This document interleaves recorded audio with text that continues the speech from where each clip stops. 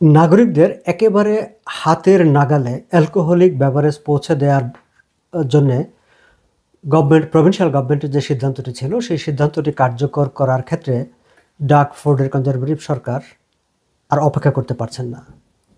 এখন থেকে প্রায় ১.৫ বছর পরে যে সিদ্ধান্তটি কার্যকর হবার কথা ছিল সেটি ১.৫ বছর আগেই কার্যকর করার জন্যে ফোর্ড গভর্নমেন্ট অলমোস্ট বলতে গেলে মরিয়া হয়ে উঠেছেন এবং সেটি বাস্তবায়ন করার জন্য দ্য বেয়ার স্টোরকে $225 মিলিয়ন রিইম্বার্সমেন্ট করার ঘোষণা দিয়েছেন।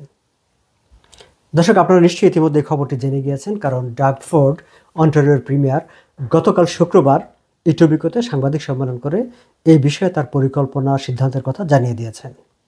আসুন এই বিষয়টি নিয়ে একটু আলাপ আলোচনা করি।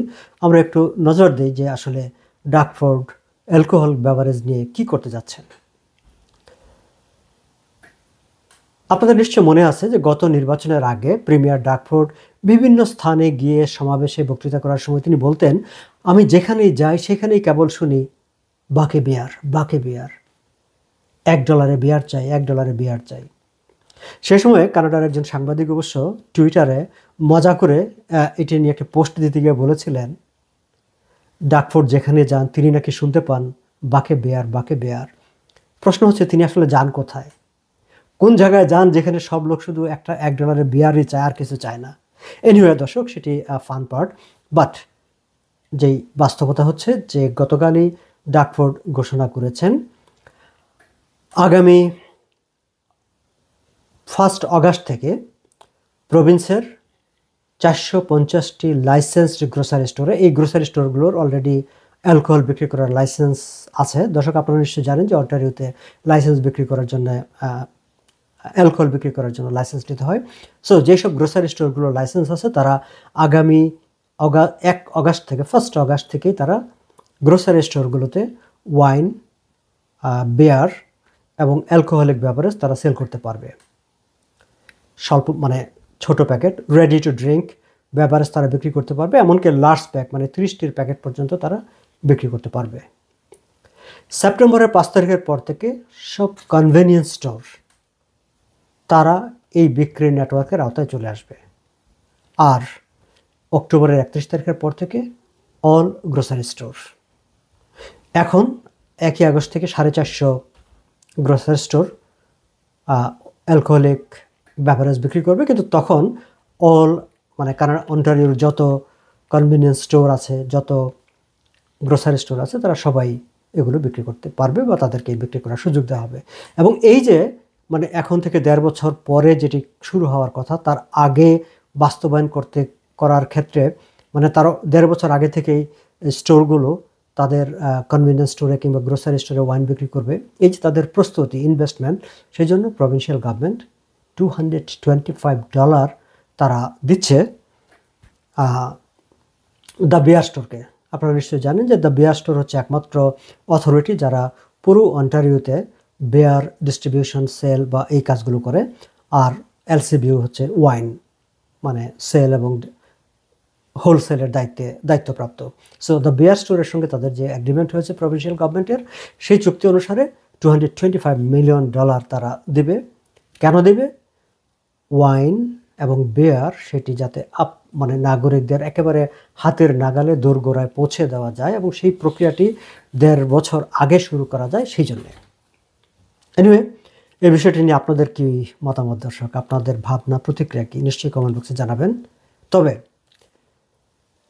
যখন প্রথম এই বিষয়টি নিয়ে আলোচনা হয়, মানে প্রভিন্সিয়াল গভর্নমেন্ট যখন প্রথম সিদ্ধান্ত নেয় আরও বেশ কিছুটা আগে, সেই সময় অন্টারিও পাবলিক হেলথ অ্যাসোসিয়েশন তারা বিবৃতি দিয়ে এই ব্যাপারে তাদের আপত্তির কথা জানিয়েছিল। তারা বলেছিল যে মানে অ্যালকোহল এত অ্যাভেলেবেল করে দেওয়া হলে সেটি কমিউনিটিতে, সমাজে, ব্যক্তি পর্যায়ে মানুষের মধ্যে একটা অ্যাডভার্স রিয়াকশান হবে, বিরূপ প্রতিক্রিয়া হবে।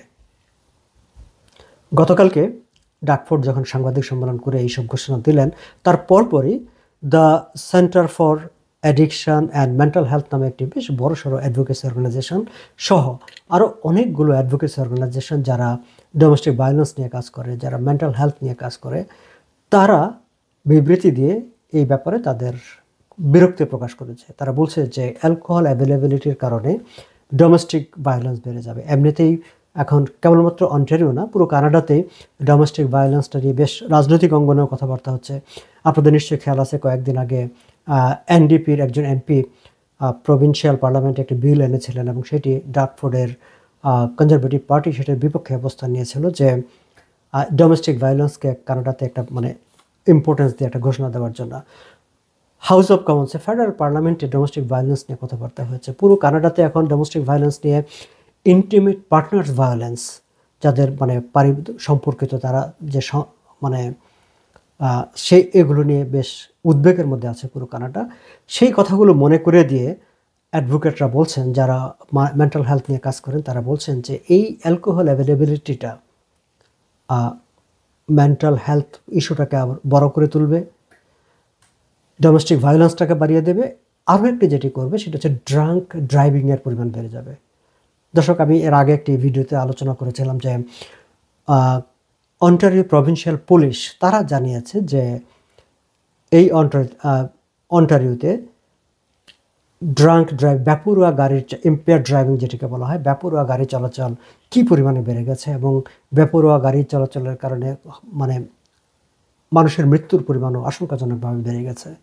ফলে এই যারা মেন্টাল হেলথ নিয়ে কাজ করেন তারা বলছেন যে এই অ্যাভেলেবিলিটির কারণে ড্রাঙ্ক ড্রাইভিং বেড়ে যাবে এবং ড্রাঙ্ক ড্রাইভিং বেড়ে গেলে আবার মানে এক ধরনের অস্থিরতা তৈরি হবে সড়কে, অস্থিরতা তৈরি হবে পারিবারিক পর্যায়ে, মানে ডোমেস্টিক ভায়োলেন্স বাড়বে, সমাজেও একটা অস্থিরতা তৈরি হবে। সো বাট অবস্থা দৃষ্টিতে মনে হচ্ছে যে পলিটিশিয়ানরা, বিশেষ করে কনজারভেটিভ ডার্টফোর্ডের কনজারভেটিভ গভর্নমেন্ট বা তার সরকারে যারা আছেন, তারা এই যে এই উদ্বেগ, এই উৎকণ্ঠাগুলোকে তিনি বিবেচনায় নিতে রাজি না। কারণ ডার্টফোর্ডের থিওরি হচ্ছে যে তার কাছে সবাই বলে যে বাকে বেয়ার $1 বেয়ার দাও, এবং তিনি সেটি কনফার্ম করতে চাচ্ছেন এবং তিনি মানে একেবারে ঘরে পারলে ঘরে দরজায় দরজায় পৌঁছে দেবেন। আজ এ পর্যন্তই আমি আমার মতামত জানালাম। দর্শক, নিশ্চয়ই আপনারাও আপনাদের মতামত কমেন্ট বক্সে জানাবেন, আমরা সেগুলো নিয়েও কথা বলবো। ভালো থাকবেন সবাই।